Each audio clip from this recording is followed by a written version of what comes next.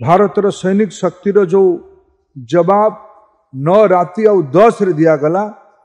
भारतर सैन्य शक्तिर पराक्रम एककालीन सबु द्रोण गुड़ी को ध्वस्त करिवार सुदर्शन चक्रव्यूह को आयोजन कर जायतिला।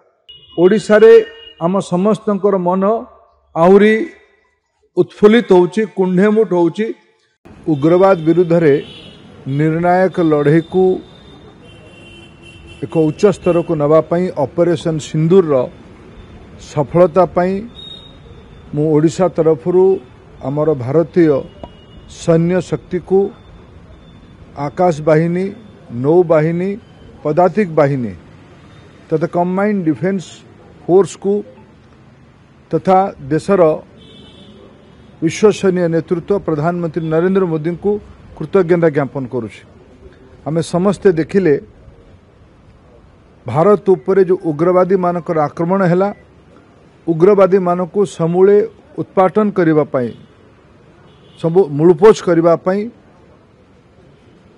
6 राति 7 सकाळे भोर रे पाकिस्तान सीमा भितरे पीओके को टपिकी 9टी उग्रवादी आड़ा को ध्वस्त करागला। जो निर्भुल सठिकता सह भारतर एयर डिफेंस फोर्स काम करला, ये भारतर गौरव बढ़ेला। तापरे पाकिस्तान रो पालट आक्रमण रे भारतर सैनिक शक्तिर जो जवाब 9 राति आउ 10 रे दिया गला। भारतर सैन्य शक्तिर पराक्रम, भारतीय समाजर प्रतिबद्धता और भारतर नेतृत्वर प्रधानमंत्री नरेंद्र मोदी निर्णायक नेतृत्वर पराकाष्ठा विश्व देखिला। आज देश रे आवश्यकता अछि सैनिक शक्ति को मन बढ़ेबा पई, मन दृढ़ करिबा पई।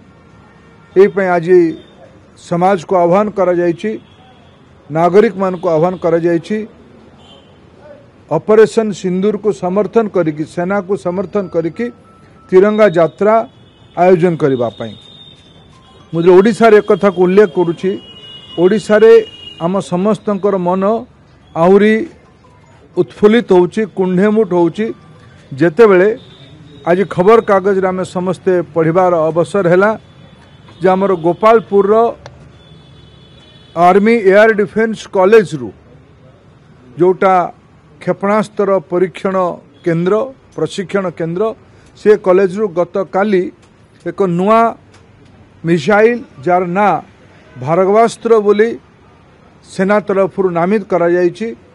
आपण आमे देखिथिबा जेबे एई थर जो द्रोण आक्रमण शत्रु पक्षरु होउतला, पाकिस्तान आडू होउतला, भारतर डिफेंस तरफरु एककालीन सबु द्रोण गुड़ी को ध्वस्त करिवार सुदर्शन चक्रव्यूह को आयोजन करा जायतिला। ताठू आधुनिक आम ओडिशा भूमि रे परीक्षा हेतिबा गोपालपुर परीक्षा हेतिबा भार्गवास्त्र सफल क्रियान्वयन पाई, प्रयोग पाई, परीक्षा पाई मु भारतर डीआरडीओ तथा company solar defence aerospace limited को शुभेच्छा जनाऊँगी। भारतर सैनिक शक्ति रे प्रकार अत्याधुनिक अस्त्र शस्त्र को, मिसाइल को सज्जित करथिबारु आज देश जा पई गौरवान्वित होउछि। ओडिशावासी भी आमे गौरवान्वित।